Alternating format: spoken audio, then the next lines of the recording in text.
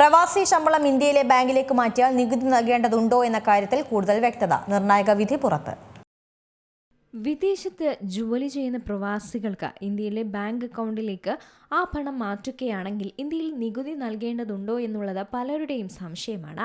വിദേശത്ത് ജോലി ചെയ്യുന്നവർക്ക് സ്വാഭാവികമായി ഉണ്ടാകുന്ന സംശയം തന്നെയാണ്. ഇക്കാര്യത്തിൽ ആദായ നികുതി അപ്പലേറ്റ് ട്രൈബ്യൂണൽ അഥവാ ITAT അഹമ്മദാബാദ് നിർണായക വിധി ഇപ്പോൾ പുറപ്പെടുവിച്ചിരിക്കുകയാണ്. വിദേശത്ത് ജോലി ചെയ്യുന്നവർക്ക് ശമ്പളം ലഭിക്കുന്നത് ആ രാജ്യത്തെ ബാങ്ക് അക്കൗണ്ടിൽ നിന്ന് തന്നെയായിരിക്കും. എന്നാൽ ഈ തുക പ്രവാസി ഇന്ത്യക്കാരൻ NRI ബാങ്ക് അക്കൗണ്ടിലേക്ക് മാറ്റുന്നതും പതിവാണ്. ഇങ്ങനെ മാറ്റി ബാങ്കിലെത്തുന്ന പണത്തിന് ആദായ നികുതി നൽകേണ്ടതുണ്ടോ എന്നതായിരുന്നു ചോദ്യം. ആദായ നികുതി വകുപ്പ് പറയുന്നത് നികുതി നൽകണം എന്നുള്ളതാണ്. എന്നാൽ ഈ ഒരു അനുഭവം ഉണ്ടായ പ്രവാസി അപ്പീൽ സമർപ്പിച്ച് അനുകൂലമായൊരു വിധി സമ്പാദിച്ചെടുത്തിട്ടുമുണ്ട്. ഒരു കമ്പനിയിൽ ജോലി ചെയ്യുന്ന പ്രവാസിയായിരുന്നു അപ്പീൽ നൽകിയത്. ഈ ഒരു ബാങ്ക് അക്കൗണ്ടിലാണ് ഇദ്ദേഹത്തിന് കമ്പനി ശമ്പളം ലഭിച്ചിരുന്നത്. തുക പിന്നീട് ഇദ്ദേഹം ഇന്ത്യയിലെ NRI ബാങ്ക് അക്കൗണ്ടിലേക്ക് മാറ്റി. ഈ തുകയ്ക്ക് ഇന്ത്യയിൽ നികുതി നൽകണമെന്നായിരുന്നു ആദായ നികുതി അസസിംഗ് ഓഫീസറുടെ വാദം.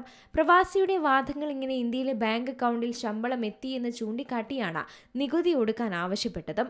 പ്രവാസി അഹമ്മദാബാദിലെ ITATയെ സമീപിച്ചു. ജോലി ചെയ്തത് വിദേശത്താണ്, ശമ്പളം ലഭിച്ചതും വിദേശത്താണ്.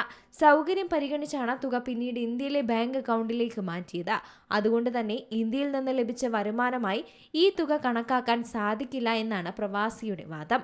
പ്രവാസി എന്ന നിലയിൽ വിദേശത്ത് ജോലി ചെയ്ത് വിദേശത്ത് നിന്ന് ലഭിച്ച ശമ്പളത്തിന് ഇന്ത്യയിൽ നികുതി ഈടാക്കരുത് എന്നും പ്രവാസി വാദിച്ചു. പണം ഇന്ത്യൻ ബാങ്ക് അക്കൗണ്ടിലേക്ക് എത്തിയതിനാൽ ഇന്ത്യയിൽ നികുതി ഈടാക്കാമെന്ന് നികുതി വകുപ്പും വാദിച്ചു. ഇരുഭാഗത്തിന്റെയും വാദം കേട്ട ട്രൈബ്യൂണൽ നികുതി ഈടാക്കാൻ സാധിക്കില്ല എന്നാണ് വിധിച്ചത്.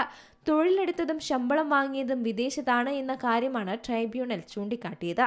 ശമ്പള വരുമാനം ഇന്ത്യക്ക് പുറത്താണ് സ്വീകരിച്ചത്. ശമ്പള തുക ഇന്ത്യയിൽ എത്തിയെങ്കിലും അതിന് ആദായ നികുതി ഈടാക്കാൻ സാധിക്കില്ല എന്നും ട്രൈബ്യൂണൽ വ്യക്തമാക്കി എന്നതാണ് റിപ്പോർട്ടിൽ പറയുന്നത്.